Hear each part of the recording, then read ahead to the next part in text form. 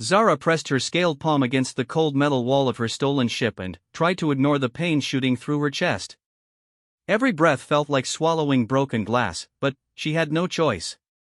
Her daughter Kes lay dying in the medical bay behind her, and this human transport ship ahead represented her last hope. The Kytherian mother checked her weapon one final time. She hated what she had become. 3 months ago, she had been a respected engineer on the homeworld of Kyther Prime. Now she was a pirate, stealing from cargo ships that crossed through the neutral zone between human and Kytherian space. The transformation from law-abiding citizen to desperate criminal had happened faster than she could have imagined. Kes had been born with mineral deficiency syndrome, a genetic condition that affected 1 in every 1,000 Kytherian children. Without regular injections of processed ceridium crystals, the child's bone structure would collapse within 6 months. The crystals existed in abundance on several asteroid fields, but the mining rights belonged to a consortium of corrupt officials who sold them at impossible prices to desperate families. Zara had spent her life savings, sold everything she owned, and borrowed money from dangerous people. Still, she could only afford enough treatments to keep Kes alive for 2 more weeks. When legal options failed, she had stolen a small cargo vessel and learned to pilot it through sheer desperation. Her first few raids on Kytherian merchant ships had yielded nothing useful. The wealthy traders carried luxury goods, not medical supplies. Human ships, however, often transported medical equipment and pharmaceuticals between their colonies. Zara had successfully raided 3 human vessels in the past month.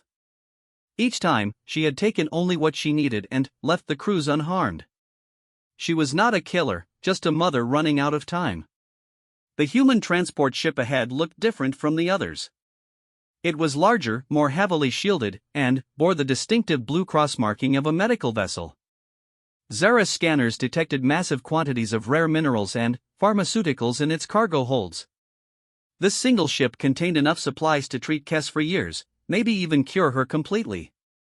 Captain Sarah Chen stood on the bridge of the medical transport vessel Mercy's Hand, studying the sensor readings with growing concern. The ship that had been following them for the past hour was definitely hostile. It matched the description of vessels used by the pirate who had been raiding human convoys in this sector. Sarah was 34 years old, a veteran of the Colonial Medical Service who had spent the last decade running supplies to frontier worlds. She had seen poverty, disease, and desperation on a dozen different planets. The Mercy's Hand carried enough medical supplies to stock a small hospital, destined for the struggling human colony on Kepler 442b. Her first officer, Commander Torres, approached with a grim expression. "Captain, the pursuing vessel is charging weapons. They're demanding we drop our shields and prepare to be boarded." Sarah nodded calmly. This was not her first encounter with pirates, though she had never faced one of the aliens who had been terrorizing shipping lanes recently. The reports described a lone Kytherian pilot who seemed to target medical supplies specifically.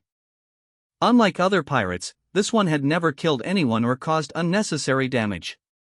"Open a channel," Sarah ordered. "Let's see what they want."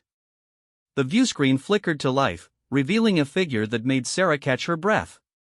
The Kytherian woman looked exhausted beyond measure. Her normally iridescent scales had faded to a dull gray, and her large eyes held a desperation that Sarah recognized immediately. She had seen that same look in the eyes of parents watching their children die in colonial hospitals. "Human captain," Zara said, her voice translator converting her clicking speech into heavily accented English. "I do not wish to harm you or your crew. I need medical supplies. Specifically, zeridium-based pharmaceuticals and mineral supplements." Sarah studied the alien's face carefully. "Those are very specific requests. May I ask why?" Zara hesitated. In her previous raids, she had simply demanded supplies and left. This human captain seemed different somehow. There was no fear in her voice, only calm professionalism and something that might have been compassion. "My child is dying," Zara said finally. "She needs treatment that my government claims is too expensive to provide. I have tried every legal means of obtaining these medicines. This is my last option." The admission hung in the space between the two ships like a bridge neither captain had expected to build. Sarah felt something shift inside her chest. She thought of her own daughter, safe in a boarding school on Earth, and imagined what she would do if their positions were reversed. "What's your child's condition?" Sarah asked. Zara blinked in surprise. She had expected demands for her surrender, not questions about Kessa's health. "Mineral deficiency syndrome. She needs processed ceridium injections every few days, or her bone structure will collapse." Sarah turned to her medical officer, Dr. Patel, who had been listening to the conversation with growing interest. He nodded and whispered, "We have everything she needs, Captain. The disease is similar to several human conditions. Our ceridium reserves could keep her child alive for months." The bridge fell silent as Sarah considered her options. Regulation clearly stated that medical supplies destined for human colonies could not be diverted for any reason. The people of Kepler 442b were counting on these medicines to treat their own sick children. Yet something about this desperate mother's story resonated with everything Sarah believed about the purpose of medicine. "Lower your weapons," Sarah said finally. "Dock with our cargo bay. We need to talk." Zara stared at the viewscreen in disbelief. In all her raids, no human captain had ever offered to negotiate. Most had fought back or surrendered immediately. This woman seemed to be offering something else entirely. "You will give me the supplies?" Zara asked cautiously. "I'll give you what your daughter needs," Sarah replied. "But, first, I want to meet her. And I want to understand exactly what's happening on your homeworld that's driven a mother to piracy."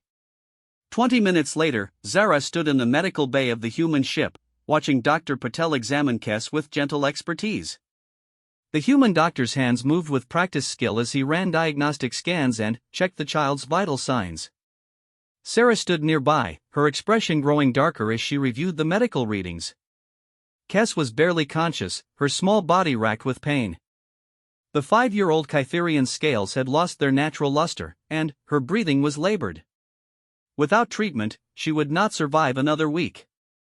"This is completely treatable," Dr. Patel told Sarah quietly. "The condition is essentially identical to Kashin-Beck disease in humans. We have more than enough ceridium supplements to cure her completely, not just manage the symptoms." Sarah looked at Zara, who was holding her daughter's hand and whispering reassurances in the musical Kytherian language. The scene reminded her of countless similar moments in human hospitals. Suffering recognized no species boundaries. "Tell me about your government's medical system," Sarah said.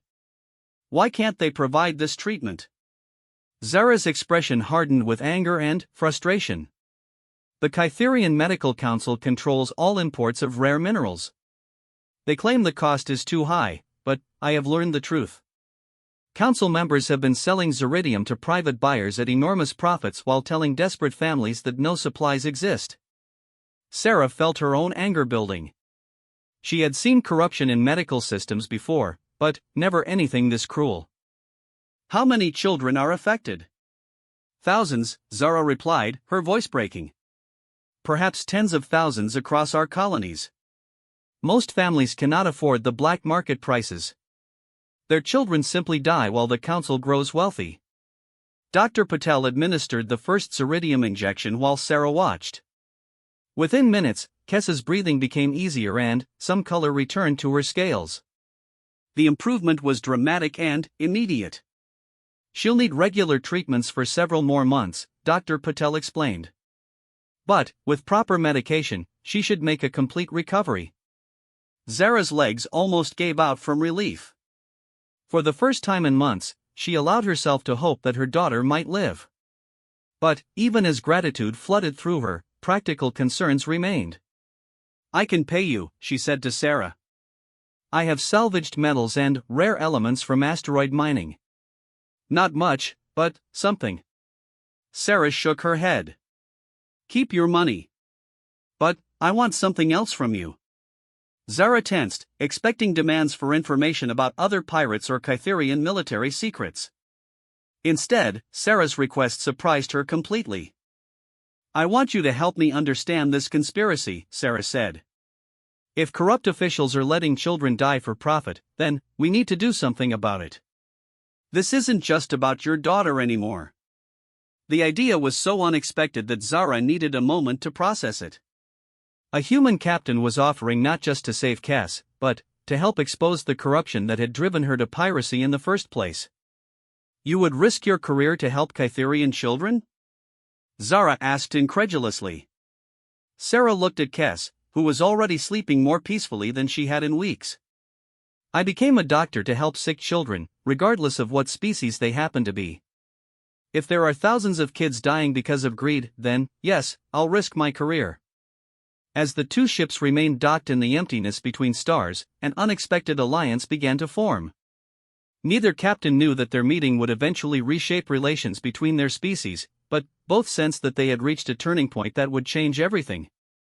Over the next several hours, Sarah learned the full scope of the crisis facing Kytherian families. Zara had compiled detailed records during her desperate search for help, documenting the systematic corruption that had turned basic medical care into a luxury item. The evidence was damning and heartbreaking. The Kytherian Medical Council consisted of 12 officials who controlled all imports of rare minerals needed for various treatments.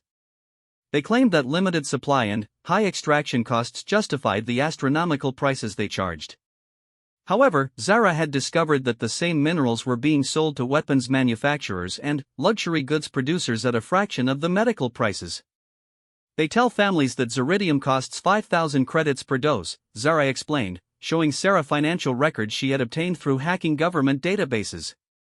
But they sell the same amount to jewelry makers for 50 credits. They create artificial scarcity to maximize profits while children die. Dr. Patel had been running calculations on his medical computer. According to these figures, it would cost less than 100,000 credits to treat every affected child on Kyther Prime for a full year. That's the equivalent of what some human colonies spend on recreational facilities. Sarah felt her anger growing as she reviewed the evidence.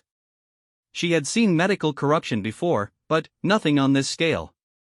The Kytherian officials were essentially holding children hostage for money, and most families could never afford the ransom. What about going to the galactic media? Sarah suggested. Exposing this publicly might force the council to act. Zara shook her head bitterly. I tried. The council controls most of the major news networks on Kyther Prime. Independent journalists who investigate medical corruption tend to face legal harassment or worse. The few stories that have been published are dismissed as anti-government propaganda. The situation seemed hopeless, but Sarah had not survived 15 years in colonial medicine by accepting defeat easily.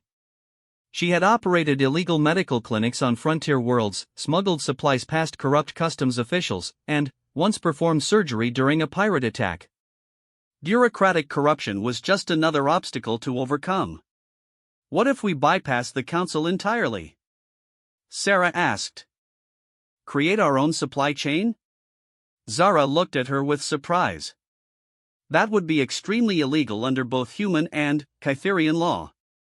Medical supplies cannot be transported across species boundaries without proper authorization. You would face imprisonment if caught. Sarah smiled grimly. I've been breaking unjust laws my entire career. The question is whether you're willing to help me do it properly. The plan they developed over the following day was ambitious and dangerous. Sarah would use her medical authority to requisition additional supplies under the pretense of treating rare diseases in human colonies. Zara would establish a network of Kytherian parents and underground medical providers willing to distribute treatments secretly. Dr. Patel proved invaluable in identifying alternative sources for the needed minerals. Many of the compounds required by Kytherian children could be synthesized from materials that were readily available in human space. The Medical Council's monopoly was based partly on their control of specific mining operations, but the same minerals existed in different forms throughout the galaxy. We could produce ceridium supplements at about 1/10 the current black market cost, Dr. Patel explained. The synthesis process isn't particularly complex. Any decent medical facility could manufacture them with the right equipment. Sarah began making discreet contacts within the human medical community. She had friends and colleagues scattered across dozens of colony worlds, many of whom had dealt with supply shortages and bureaucratic obstruction in their own work. The idea of helping alien children appealed to the humanitarian instincts that had drawn them to medicine in the first place. Meanwhile, Zara reached out to other desperate families through encrypted communication networks. She discovered that her situation was far from unique. Hundreds of parents had been forced into illegal activities to obtain medical care for their children. Some had taken dangerous jobs in unregulated mining operations. Others had sold themselves into indentured servitude to wealthy families who could afford proper treatment.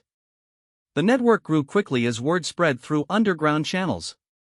Engineers provided technical expertise for synthesizing medications. Former government officials leaked information about the council's corruption. Even some current medical providers began secretly treating children without reporting their activities to authorities. Sarah's first major supply run took place 3 weeks after her initial encounter with Zara. She had convinced her commanding officers that human colonies in the Kepler system were experiencing an outbreak of mineral deficiency disorders requiring immediate intervention. The deception was technically truthful, since she was indeed treating mineral deficiency, just not in human children. The handoff occurred at an abandoned mining station in neutral space. Sarah brought enough medical supplies to treat 50 Kytherian children for several months. Zara had organized a distribution network that could deliver the medications to families across 3 star systems within days. As they transferred the supplies between ships, both women marveled at how quickly their alliance had developed. What had begun as a piracy incident had evolved into something approaching friendship built on shared purpose and mutual respect. "I never expected humans to show such compassion for our children," Zara admitted as they worked together to move heavy cargo containers. Sarah paused in her lifting to look at her unlikely partner. "Most humans would help if they knew what was happening. The problem is that our governments don't communicate enough for ordinary people to learn about situations like this." Their operation faced its first serious challenge when Kytherian authorities began investigating the sudden availability of black market medical supplies. The Medical Council had noticed a significant drop in desperate families seeking their overpriced treatments. They launched a security investigation to identify the source of the illegal medications. Zara's underground network came under increasing surveillance. Several parents were arrested and interrogated about their connections to smuggling operations. The pressure forced them to become more careful about their distribution methods, using multiple intermediaries and complex routing to avoid detection. Sarah faced her own challenges when human medical auditors began questioning her supply requisitions. The amounts she was requesting far exceeded normal requirements for the colonies she claimed to be treating. She had to develop increasingly creative explanations for why her medical facilities needed such large quantities of rare mineral supplements. The breakthrough came when Dr. Patel discovered something unexpected in the Kytherian medical data that Zara had provided. The mineral deficiency syndrome affecting Kytherian children was not entirely natural. Analysis of historical medical records showed that the condition had become dramatically more common over the past 20 years, coinciding with changes in industrial mining practices on Kytherian worlds. "Look at these environmental reports," Dr. Patel explained, displaying data on his medical computer. Industrial mining operations have been releasing compounds that interfere with natural mineral absorption in Kytherian physiology. The children aren't born with this condition. They're developing it because of environmental contamination. The implications were staggering. The same companies that controlled the medical council were not only profiting from treating sick children, they were also responsible for making the children sick in the first place. Their mining operations had created the health crisis that they now exploited for massive profits. Zara stared at the evidence with a mixture of rage and disbelief. "They poisoned our children to create customers for their medical monopoly." Sarah felt her own sense of justice burning white-hot. This was not simple corruption or greed. It was a systematic crime against an entire generation of children. The scope of the conspiracy went far beyond anything she had imagined when she first agreed to help Zara. "We need to expose this," Sarah said firmly. "Not just the medical corruption, but the environmental crime that caused it. This evidence could bring down the entire system."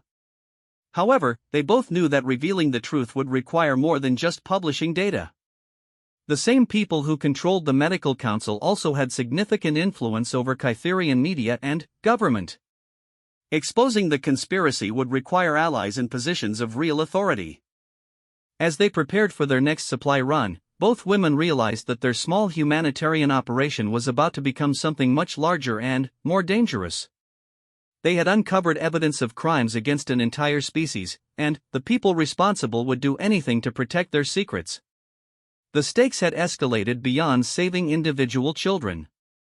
They now had the information needed to save thousands of lives and bring justice to those who had profited from suffering. But, using that information would require courage, careful planning, and probably more luck than either of them had any right to expect. Standing together in the cargo bay of Sarah's ship, watching Kes play happily with a toy while her health continued to improve, both women understood that they had reached the point of no return. What had begun as a desperate act of piracy had become the foundation for exposing one of the most shocking conspiracies either of their species had ever faced. The plan to expose the conspiracy required help from someone with real authority in the galactic community. Sarah knew exactly who to contact: Admiral Rebecca Martinez, head of the Human Colonial Medical Authority and Sarah's former mentor. Martinez had built her career fighting corruption and ensuring that medical care reached those who needed it most. Sarah arranged a meeting under the pretense of requesting additional resources for her colony missions. When she presented the evidence that she and Zara had compiled, Admiral Martinez's reaction exceeded even Sarah's expectations. "This is genocide," Martinez said bluntly after reviewing the environmental data. "Deliberately poisoning children and then withholding treatment unless families pay extortion prices. If this happened to human children, we would consider it an act of war." The Admiral immediately began mobilizing resources for a full investigation. She contacted her counterpart in the Kytherian government, Admiral Vextar, who commanded the Kytherian medical fleet. Martinez and Vextar had worked together on several joint humanitarian missions over the years, building a relationship of mutual respect that transcended species boundaries. Admiral Vextar's response to the evidence was swift and decisive. Within hours of receiving the data, he had launched a military investigation into the Medical Council's activities. Kytherian military investigators, acting with emergency authority, seized financial records and communication logs from all 12 council members. What they found was even worse than Sarah and Zara had suspected. The conspiracy involved not just artificial price manipulation, but active sabotage of legitimate medical facilities that might have competed with the council's monopoly. Several clinics that had attempted to treat children at affordable prices had been shut down on false safety violations. Doctors who spoke out against the system had faced professional sanctions or criminal charges. The environmental crimes were equally shocking. Mining companies controlled by council members had deliberately chosen extraction methods that maximized toxic waste production, knowing that the resulting health problems would increase demand for their medical products.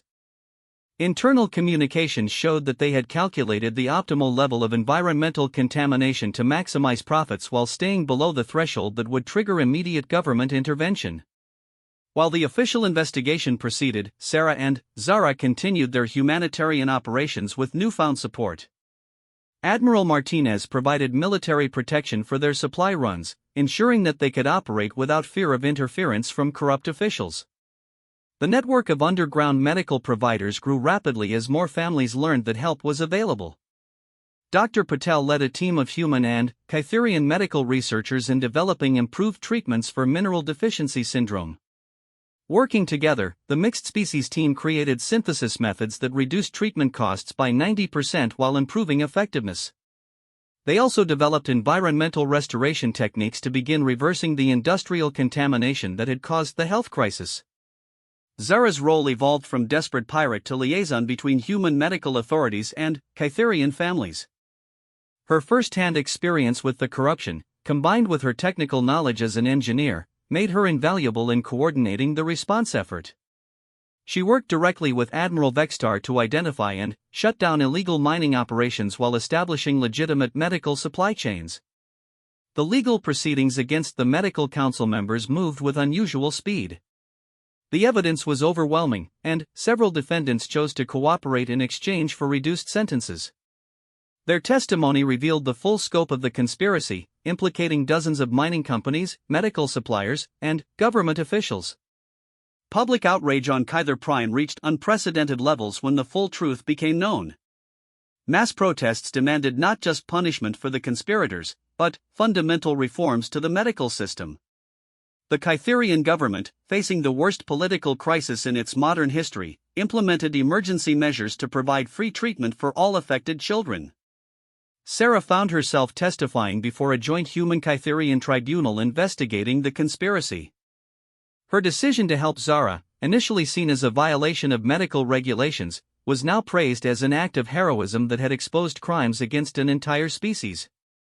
The tribunal recommended that both governments implement new protocols for cross-species medical cooperation to prevent similar tragedies in the future. 6 months after her first encounter with the desperate pirate, Sarah stood in the observation deck of a new joint medical facility orbiting the border between human and Kytherian space.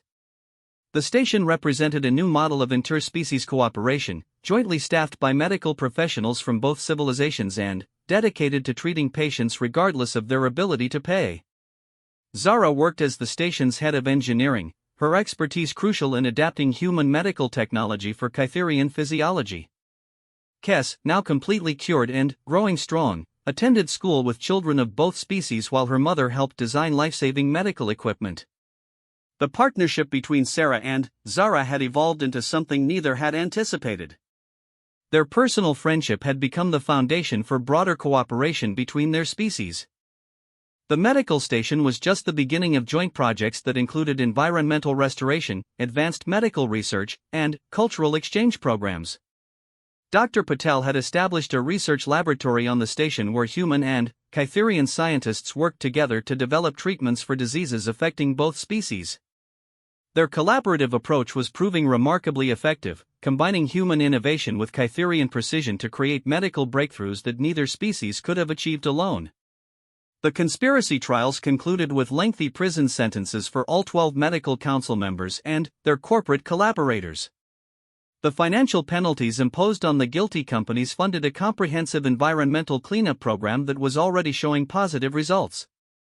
New cases of mineral deficiency syndrome had dropped to near zero as industrial contamination was eliminated.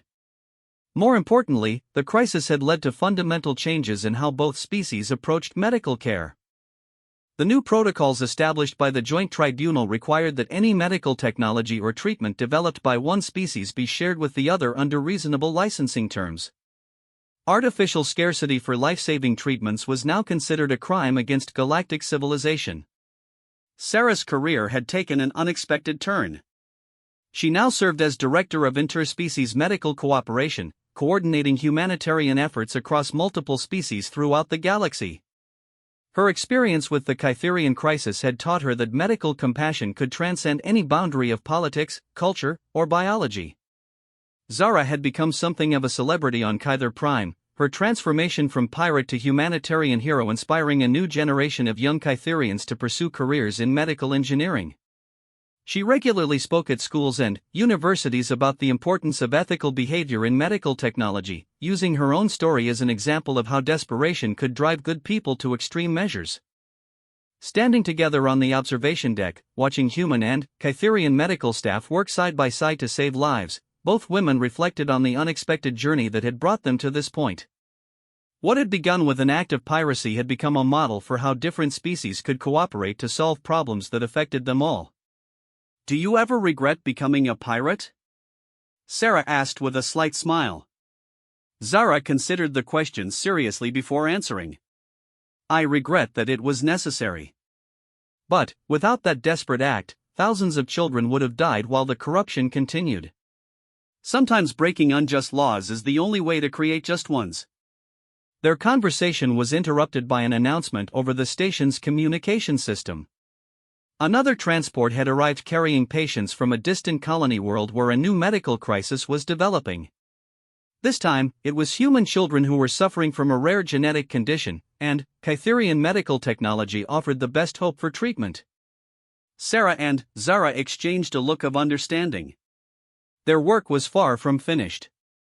As long as there were children who needed help, regardless of what species they belonged to, they would continue fighting to ensure that medical care reached those who needed it most. The medical station hummed with activity as doctors, nurses, and engineers from both species prepared to face the new challenge together. In the years since Sarah first encountered a desperate alien mother willing to do anything to save her child, the galaxy had become a smaller, more compassionate place where the barriers between species mattered less than the universal commitment to protecting the innocent. Their legacy was not just in the lives they had saved, but in the proof they had provided that cooperation and compassion could overcome even the most entrenched systems of corruption and greed. The desperate pirate and the compassionate captain had become symbols of how individuals, acting from the best of motives, could change the course of history for the better.